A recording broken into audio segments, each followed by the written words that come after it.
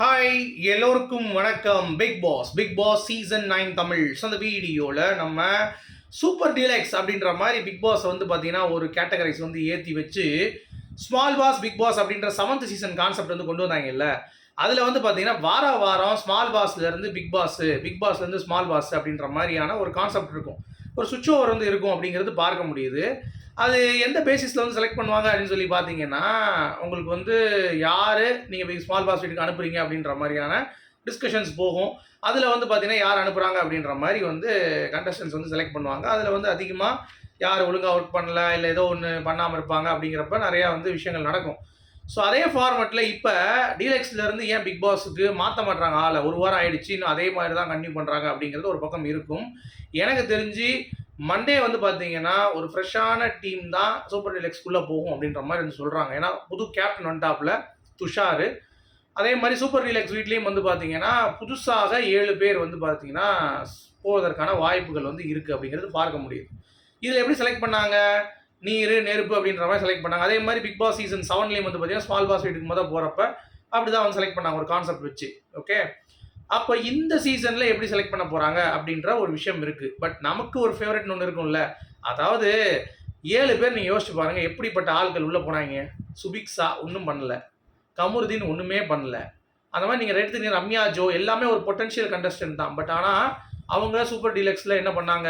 ஒன்றும் பண்ணல. கமருதீன் நிற்கும் போது பின்னாடி வந்து எருமாடு மாதிரி மலையில் பெஞ்ச எருமாடு மாதிரி நின்றுருந்தாங்க. எங்கேயும் நகராமல் அப்படியே நின்றுருந்தாங்க. பார்த்தீங்களா? இது ஒரு வாரத்தை கூட அவங்களால பேச முடியல. பிரவீன் காந்திலாம் இருந்தார். இப்போ எல்லாரும் வந்து போன பிறகு இப்போ பிரவீன் காந்தி உள்ளே போயிட்டார் அப்படிங்கிறப்ப ஒருத்தவங்க ரீப்ளேஸ் வந்து கண்டிப்பாக இருக்கும்.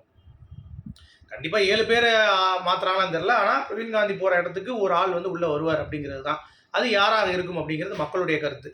எனக்கு தெரிஞ்சு புது கேப்டன் வந்ததுனால இது மொத்தமாகவே சூப்பர் டீலக்ஸை அப்படியே ஸ்வைப் பண்ணி அப்படியே மாற்றி விடுங்கன்றேன். ஒரு சூப்பர் பவர் மாதிரி கொடுத்து மாற்றி விடுங்க. அப்போ தானே ஒரு ஹைலைட் கிடைக்கும், ஒரு கேமோடைய ஒரு டைமென்ஷன் மாறும் அப்படிங்கிறது தான் என்னுடைய பாயிண்ட் ஆஃப் வியூ.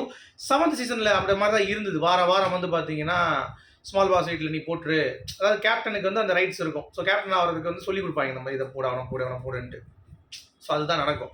இப்போ துஷாருக்கு அந்த கேப்டன்சி செலக்ட் பண்ணால் அவன் 6 பேர் யாரை போடுவான்? ஏன்னா பிரவீன் காந்தியும் போயிட்டார். அப்போ 7 பேர் நீ போட வேண்டியிருக்கும். என்னை பொறுத்த வரைக்கும் நான் கேப்டனாக வந்து யாரை போட்டிருப்பேன் அப்படிங்கிறது சின்ன கற்பனை தான். ஆனால் கண்டிப்பாக சேஞ்சஸ் இருக்குன்ற மாதிரி தான் நமக்கு தகவல் வருது. ஓகே, ஸோ என்னை பொறுத்த வரைக்கும் திவாகர், விஜே பார்வதி, அதாவது அந்த லக்ஸரி ஹவுஸில், அப்புறம் சபரி, பியானா, அடுத்து வந்து பார்த்தீங்கன்னா கனி, ஓகே, ஆதிரை, எஃப்ஜே, இந்த 7 பேரை போட்டிங்கன்னா பிக் பாஸ் ஹவுஸை சட்னி புரிஞ்சிருவாங்க. பிக் பாஸ் ஹவுஸில் ஒரு 2-3 பேர் பவராக இருக்கணும். இப்போ எப்படி எடுத்துக்கிட்டிங்கன்னா கமருதீன் இருக்கான் உள்ள, அப்புறம் அந்த மாதிரி ஆட்கள்லாம் இருப்பாங்கல்ல, வினோத் இருக்கான், கானா வினோத், இந்த மாதிரிலாம் இருக்கிறப்ப அடித்து நகர்த்தும் போது அவங்களும் ஃபைட் பண்ணும்போது கொஞ்சம் நல்லாயிருக்கும், இன்ட்ரெஸ்டிங்காக இருக்குன்னு சொல்லி விஜய் சேதுபதி வேறு சொல்லிட்டு போயிருக்காப்புல. அப்படி இருக்கப்போ இன்ட்ரெஸ்டிங்காக இந்த வீடை கொண்டு போவாங்களா அப்படிங்கிறத நம்ம பொறுத்து இருந்தால் பார்க்கணும். ஓகே, என்ன பொறுத்த வரைக்கும் இவங்க ஒரு 7 பேர் உள்ளே போனால் நல்லாயிருக்கும்னு தோணுது. உங்களுடைய கருத்துக்கள் ஒன்று இருக்கும்ல, யார் போனால் நல்லாயிருக்கும்ன்ட்டு, அதை நீங்கள் அப்படியே போடுங்க. ஓகே, கமெண்ட் செக்ஷனில் போடுங்க. அடுத்து ஒரு வீடியோ பார்த்தேன், பொண்ணு ஒன்று பேசியிருந்தது, பேர் எனக்கு தெரில, நல்லா ஆங்கிலோ இண்டியன் மாதிரி ஒரு பொண்ணு உட்காந்து பேசிகிட்டு இருந்து, அது ஏதோ கவ்வா மணிக்கவோ ஏதோ ஒரு கவ். அந்த பொண்ணு வந்து பார்த்தீங்கன்னா அரோரா வந்து இந்த மாதிரி போட்டிருக்காங்க, தவறான இன்ஃப்ளூயன்ஸ் நிறைய பேர் உள்ளே வருவாங்க. ஏம்மா அரோரா மட்டுமா இந்த சீசனில் வந்து ஸ்கேம் பண்ணுறாங்க? நீங்கள் யோசிச்சு பாருங்கள். அரோரா மாதிரியே ஃபஸ்ட்டு வந்து கலையரசன், திவாகர் எல்லாத்தையும் வந்து டவுட் போட்டோம். பட் கலையரசன், திவாகர் கூட அமைதியாக வாய மூட்டு கிடக்காங்க. பட் அரோரா வந்து பார்த்தீங்கன்னா அங்கே வந்துட்டு சில்மி சங்கல்சியில் பண்ணிகிட்டு இருக்காங்கிறது பார்க்க முடியுது.